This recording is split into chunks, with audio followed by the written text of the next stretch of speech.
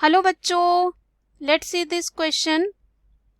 The question says stage of mitosis shown in the given diagram.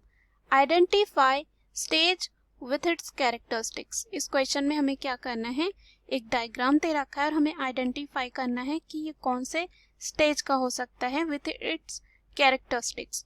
पहला हमें option दे रखा है late prophase, chromosome move to spindle equator.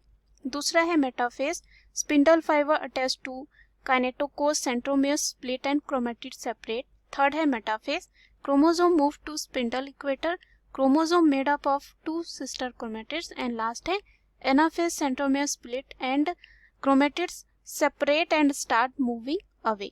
तो आइए देखते हैं इस क्वेश्चन का आंसर क्या होगा. सबसे पहले जो है इस क्वेश्चन में हम बात करेंगे की कॉन्सेप्ट की. कॉन्सेप्ट की बात करते हैं तो हो जाएगा माइटोसिस. माइटोसिस क्या होता है, ये एक प्रोसेस होता है सेल डिवीजन का. इसका सेल डिवीजन का.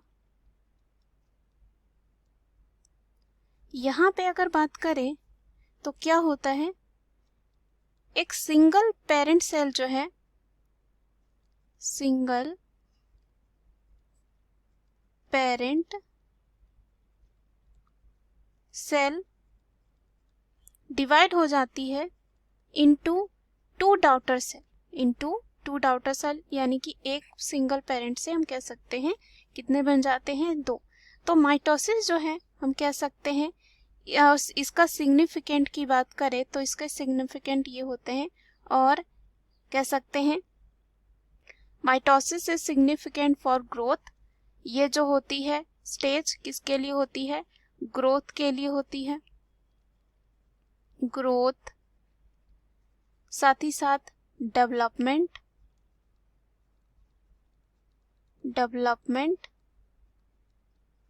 And repair of the body.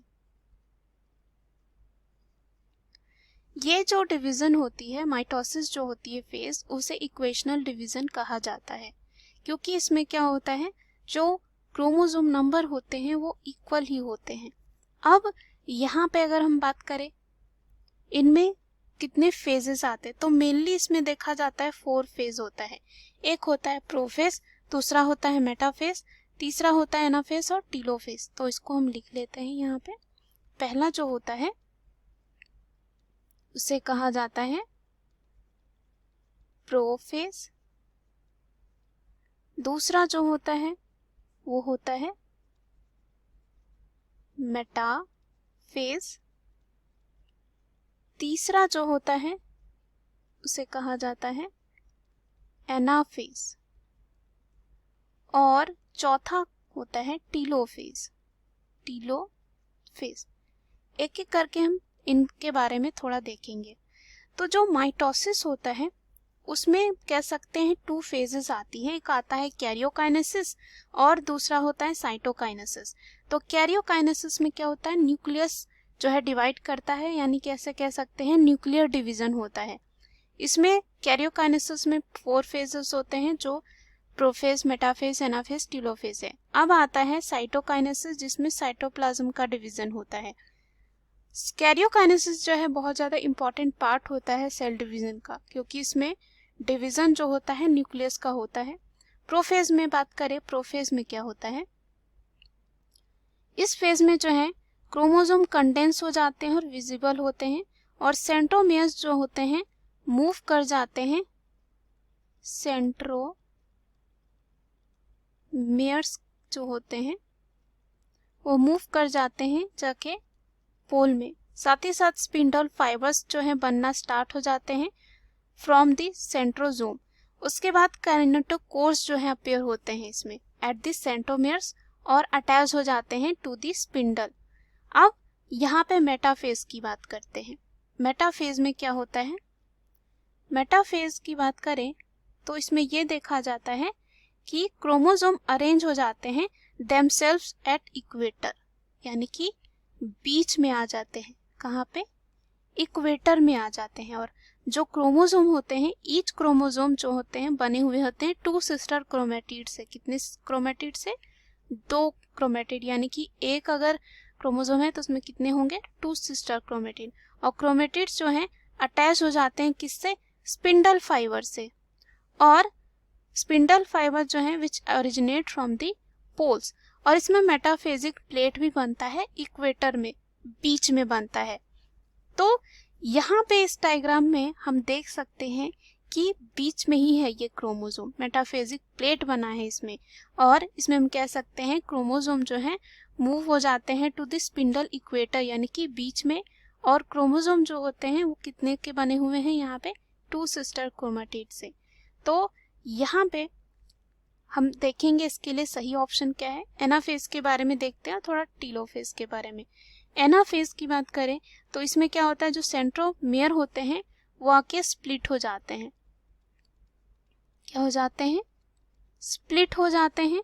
और यहाँ पे स्प्लिट होके इनटू 2 एंड कह सकते हैं सिस्टर क्रोमेटिड जो होते हैं वो पुल टुवर्ड्स दी ऑपोजिट पोल्स, और ऑपोजिट पोल्स में चले जाते हैं। तो यहाँ पे ऐसा कुछ भी हमें डायग्राम में नहीं दिख रहा है। यहाँ पे हमें जो क्रोमोसोम दिख रहे हैं वो कहाँ है? बीच में है। सो टीलोफेज की बात करते हैं। टीलोफेज में हम बात करें तो क्रोमोसोम जो है वो कहाँ पहुंच जाते हैं? पोल्स में। आप यहाँ पे पोल्स की बात करें तो यहाँ पे ऊपर के साइड में सेल में होगा पोल्स। उसके बाद न्यूक्लियर मेम्ब्रेन जो है स्टार्ट हो जाते हैं डेवलप करना, और कह सकते हैं which surround the each set of chromosome. उसके बाद स्पिंडल जो है ब्रेक हो जाते हैं और पुशेस दी पोल्स अपार्ट। अब यहाँ पे अगर हम फिगर में देखते हैं तो ये क्रोमोसोम कहाँ पे आपको दिख रहे हैं? इक्वेटर में दिख रहे हैं, यानी कि बीच में है, मेटाफेजिक प्लेट बनता है मेटाफेज में। सो यहाँ पे अगर हम ऑप्शन में देखते हैं तो पहला जो ऑप्शन दे रखा है वो है कि लेट प्रोफेज। तो late prophase chromosome move to spindle equator. नहीं, लेट प्रोफेज में हम नहीं देखते हैं, जो क्रोमोसोम होते हैं वो मूव नहीं करते हैं स्पिंडल इक्वेटर में, बीच में नहीं। हमने प्रोफेज के बारे में देखा कि प्रोफेज में क्या होता है, तो ये क्या हो जाता है? गलत।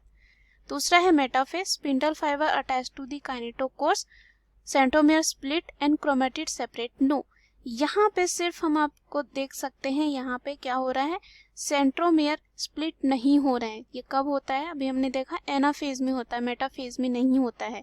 और क्रोमेटिड सेपरेट भी उसी टाइम होते हैं। तो यहाँ पे ये अगेन ये बी ऑप्शन हमारे लिए क्या हो जाता है? गलत। सी है metaphase, chromosome move to spindle equator, chromosome made up of 2 sister chromatids. Yes, ये हमारे इस क्वेश्चन का सही आंसर हो जाएगा। ये एक मेटाफेज है जिसमें क्या हो रहा है? क्रोमोसोम मूव कर जा रहे हैं स्पिंडल इक्वेटर में, और क्रोमोसोम जो है बने हुए हैं कितने क्रोमेटिड से? 2 सिस्टर क्रोमेटिड से। सो इस क्वेश्चन का आंसर क्या हो जाएगा हमारे? सी। डी है anaphase, centromere split and chromatid separate and start moving away.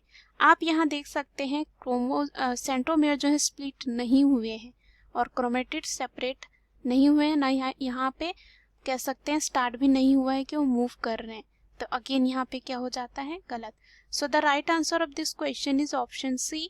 Hope you understood it well. Best of luck.